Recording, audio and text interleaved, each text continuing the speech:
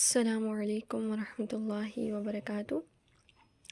اعوذ باللہ من الشیطان الرجیم، بسم اللہ الرحمن الرحیم۔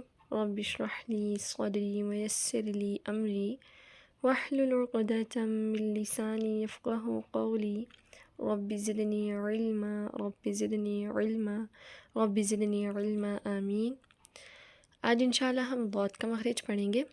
ضاد کو کیسے ادا کریں گے؟ پہلے تو آپ کو ایک پکچر دی گئی ہے جس میں بتایا گیا ہے کہ جو ہرے رنگ کے، جیسے زبان کے دائیں کنارے کو جو ہرے رنگ سے بتائے گئے ہیں، تالو کے دائیں کنارے سے لگائیں جو ہرے رنگ سے بتائے گئے ہیں، ٹھیک ہے۔ پھر اس کے بعد آپ نے زبان کے بائیں کنارے کو جو ہرے رنگ سے بتائے گئے ہیں، تالو کے بائیں کنارے سے لگائیے جو ہرے رنگ سے بتائے گئے ہیں۔ یہ جو زبان کے دونوں کنارے ہیں جو ہرے رنگ کے بتائے جا رہے ہیں آپ کو، اوپر والے داڑوں کے جو اوپر کی جو داڑیں ہوتی ہیں ان کی جڑ سے آپ نے لگانا ہے اس کو۔ پھر آپ نے ضاد ادا کرنا ہے۔ پہلے ہم کوشش کریں گے کہ ایک کنارہ لیتے ہیں، یعنی آپ نے ایک کنارہ لیا، اس سے آپ نے ضاد ادا کیا۔ کچھ لوگوں کا ایک کنارے سے ادا ہوتا ہے اور کچھ لوگوں کا دونوں کناروں سے ادا ہوتا ہے، تو جس میں آپ کو آسانی ہو رہی ہے آپ وہ کریں، یعنی کہ اگر ایک سے ادا ہو رہا ہے تو پھر آپ ایک سے ادا کریں، یعنی ایک کنارہ اوپر والے داڑوں کے جو جڑ ہے اس سے لگائیں، اور اگر اس طرح مشکل ہو رہا ہے تو پھر دونوں لگائیں، یعنی زبان کے دونوں جو پیچھے موٹے کنارے ہیں وہ اوپر والے داڑوں کے جڑ سے لگائیں۔ اگر یہ مشکل لگ رہے ہیں تو دو کام کیجئے، ایک یہ کہ انگلی سے زبان کے کنارے کو، یہ جو موٹے کنارے جو ہرے رنگ کے ہیں، تھوڑا سا رگڑیے تاکہ آپ کو معلوم ہو جائے کہ زبان کا کون سا حصہ لگانا ہے، ٹھیک ہے۔ اس کے بعد دوسرا کام یہ کرنا ہے آپ نے، تالو کا دائیں جانب ہرے رنگ والا حصہ اس کو انگلی سے رگڑیے تو آپ کو محسوس ہو جائے گا کہ زبان کو کہاں لگانا ہے۔ اب کہیے ضاد، ضاد۔ زبان کے کنارے کو دائیں یا بائیں جانب اوپر کے داڑوں کی جڑ سے لگائیے۔ ضاد بہت موٹا اور اونچا پڑھنے جانے والا یہ حرف ہے، تو اس کو آپ نے اسی طرح پڑھنا ہے، ضاد۔ ضاد کو ہم ساکن کر کے پڑھیں گے، او او۔ اب یہاں پہ آپ کو پکچر بھی دکھائی جا رہی ہے، بالکل اسی طرح سے آپ نے کرنا ہے۔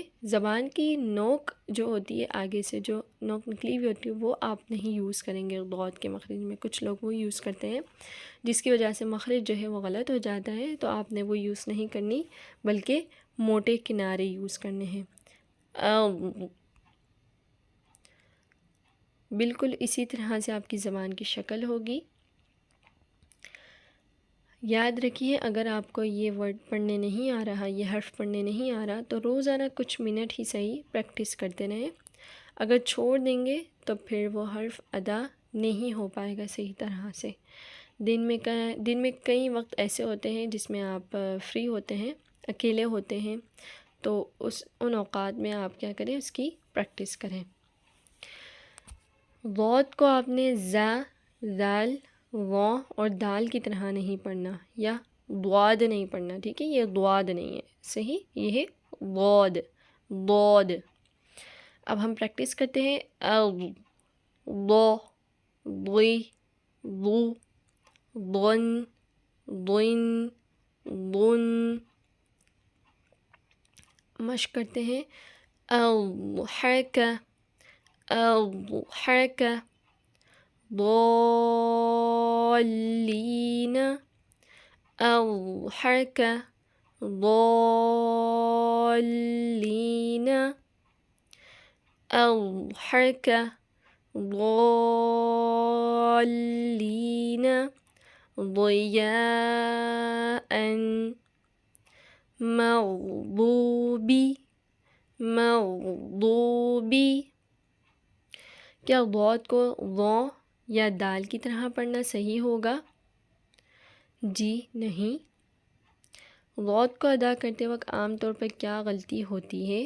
ضاد کو ضاد پڑھا جاتا ہے، ضاد کی بجائے زا پڑھا جاتا ہے، ضاد کی بجائے واو پڑھا جاتا ہے۔